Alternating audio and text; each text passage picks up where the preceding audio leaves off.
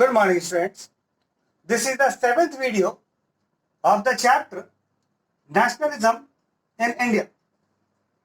And this video has been made for class 10th. Now, this video, we are going to discuss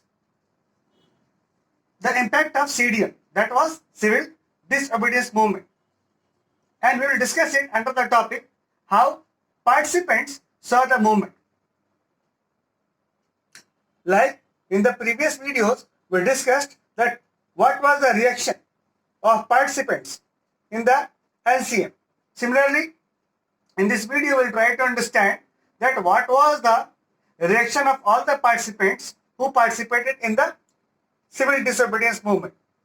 So let us discuss it under three different segments.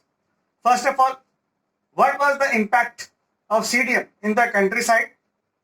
Second, what was the impact of CDM in the industrial class? And third is, what was the impact of CDM among women workers or women? Now let us discuss one by one. The first point that is mentioned here is the countryside. The area that is away from the town area, or you can say the village area. Now here in the countryside, two different groups were there. First one was the rich peasants and second was the poor peasant. So here two different groups were living.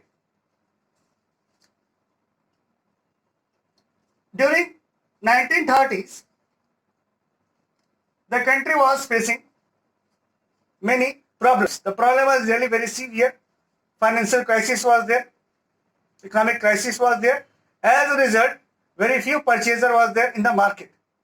And rich peasants were growing mainly commercial crop. And after selling it in the market, they were earning much profit. But there was a problem. What was the problem? The problem was that during that particular period, in 1930s to 1935, in this particular period, there was huge economic depression. As a result, India was also affected, and as a result, no one was having much finance or money to purchase the products. As a result, the rich peasants, they suffered a lot. Their cash crop was ready, but no one was going to purchase it. Cash shrank, the market shrank, and no one was there to purchase their product. As a result, they were not earning profit, they were not getting their money. But on the other hand, the British government was not ready to reduce their revenues. Basically, once the rich farmer was in a position to get money, then only they were in a position to give revenue or taxes to the British government. But on side, they were not getting any money from the market, and on the other side, the British government was not ready to reduce the revenue. Revenue was intact. It was almost constant. So that is why they started raising their voice against the British government. And meanwhile, when they saw that civil disobedience movement started, they supported the CDM in order to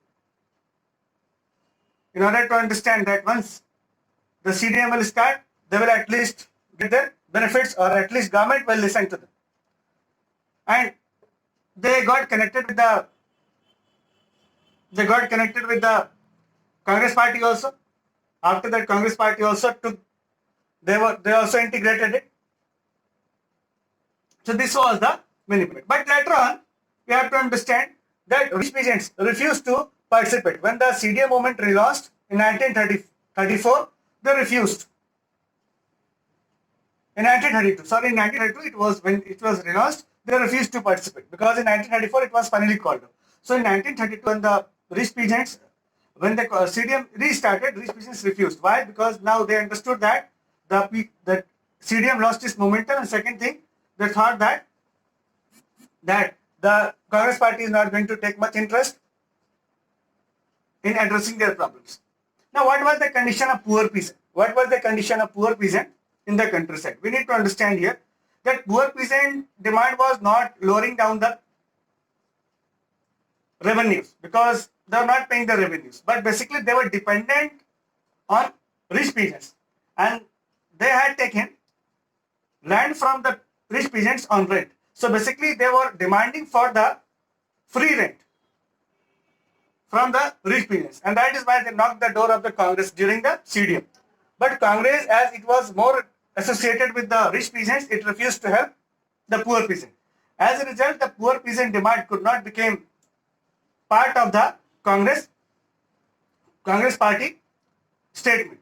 And finally, the poor peasant decided not to support the CDM movement. So here we saw that one rich peasant was supporting, but poor peasant was not supporting. And in terms of population poor segment, the poor peasant was more. So poor peasant refused to support the CDM because they are not getting the support from the Congress party. Poor peasant also launched no tax movement, but it was not supported by Congress party, and it was not also given place inside the Congress party. So that is why the poor peasants remained dissatisfied with the Congress party. So that was the main reason that poor peasant could not participate in the CDM. Now come to the industrial class. What was there in the industrial class? So basically we need to understand here that industrial class consisted of two important groups. First is the industrialist or the worker. Second is the industrial worker. So first group is the industrialist group, or you can say owner of the factory, and second is the worker. So let us discuss about the industrialist or the owner of the factories or industries. What was their viewpoint? We need to understand here, once the CDM started, the industrialist class, or mainly the owners of the industrialists, they supported. Like G.T. Birla was there, Purushottam Das Thakur was there. So they supported the CDM through the finance or other means.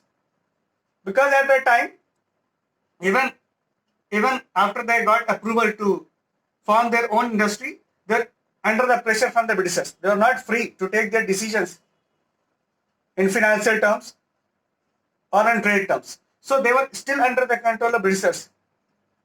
So that is why the trade was there. The trade was going on by the Indians, but it was almost controlled trade. So that is why they supported the CDM, because they thought that once the CDM will start, at least we'll get some type of freedom, and Britishers will be pressurized to give us freedom in the financial or trade terms. But again here, I would like to tell you that once the CDM restarted, once the Gandhiji came back from second roundtable conference, when he restarted they also could not support, because they thought that now the momentum of CDM has been lost, and that is why in long run they could not support. One more reason was there, that industries found that the Congress members are more associated with the socialist ideology, and that is why later on they understood that they are not going to fulfill the demands of industrial. They are not going to understand the viewpoint of industrial class, or you can say the industrialist, because they are mainly the capitalist. And Congress party was associated, one of the segment of Congress party was associated with socialism. So that is why later on they also didn't support the CDM. Now what was the condition of workers? We need to understand here that once the Congress party initially got the support of owner class, it could not take the support of workers. Why? Because workers were thinking that their interest is quite different from the industrial owner. So that is why the Congress party could not get the support of workers also, industrial workers also in CDM, in civil disobedience movement. But somehow, in some areas, some workers came forward and they also participated. But overall, the picture was quite different. Here, industrial worker class or working class could not participate on a large scale in the CDM. Now come to the last one, that is women. What was the condition of women? Here we need to understand one of the striking feature of civil disobedience movement was that here women participated on a very large scale. They boycotted, they picketed, they went to jail, they came forward from their house, and they moved ahead with the program of civil disobedience movement. But their presence was symbolic only. They could not get any specific position in the Congress party. Even after the